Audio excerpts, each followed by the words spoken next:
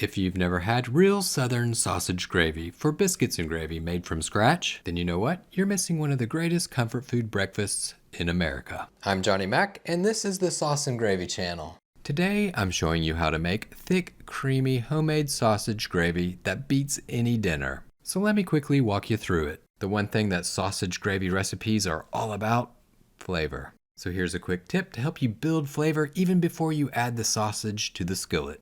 Toast half of a tablespoon of black peppercorns. Add them to a dry skillet over medium heat and toast them for about 30 seconds. You don't want to toast them too long. You don't want to burn them. If you burn them, they tend to have a little bit more of a bitter taste, so don't burn them. Shimmy and shake the pan, keep those peppercorns moving. Wow, and you can smell this. This really brings out their flavor. Turn off the heat, and now it's time to break these guys up. Peppercorns are essential for a good country gravy, so why not take a few seconds to accentuate their flavor by toasting them. Grind them up with a mortar and pestle. If you don't have that, you can always put them into a baggie, put them on the counter, and then take a pan and then just kind of crack them, smash them down, and break them up into pieces. And it's homemade, so you can either keep these guys chunky or you can grind them down to a fine powder.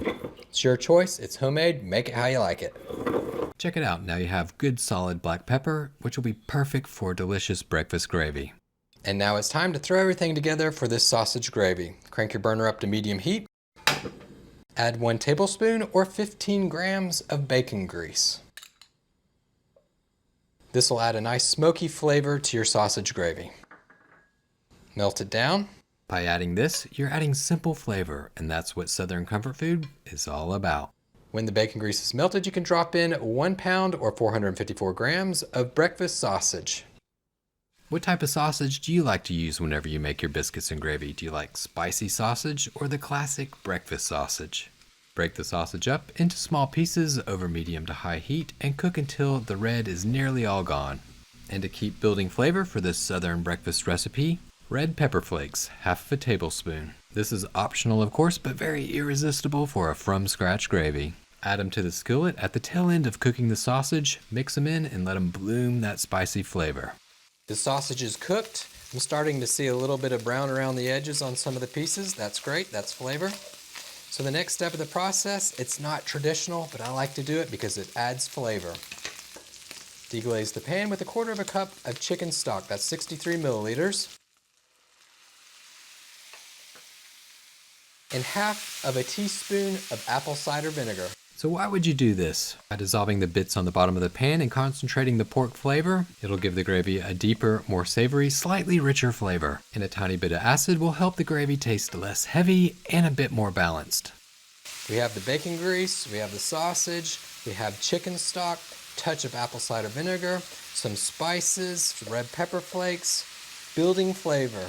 And that is what a classic American breakfast gravy is all about.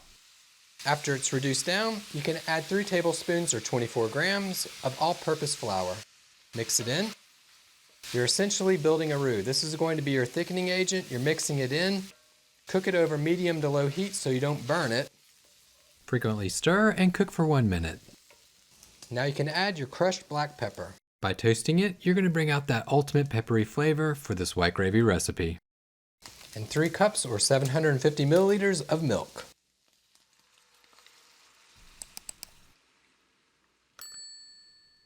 Use a flat bottom spatula to scrape the sides and bottom of the skillet. Wow, this is looking good. Frequently stir. Bring this to a simmer over medium to high heat. Don't go anywhere because this thickens up relatively quickly. Once it starts to simmer, turn the heat down and cook until it's as thick as you like. One thing to keep in mind is you don't want to over reduce it. Once it starts to cool down the gravy, it'll become really thick, so you don't want to reduce it too much. And of course, sausage gravy is best served over biscuits. If you're interested in seeing how I make my biscuits, I'll put a link in the description of this video so you can check it out. And here lately I've been posting a lot of additional videos on how I like to cook things other than sauces and gravies. If you all find these helpful, let me know. I'll be happy to make more. Once this looks thick and coats the back of the spoon, you're pretty much good to go. You can get those biscuits ready. Wow, this is really thick. Looks delicious. Nice country gravy. Coats the back of that wooden spoon. Oh yeah. That's looking good. Before you finish, give it a quick taste.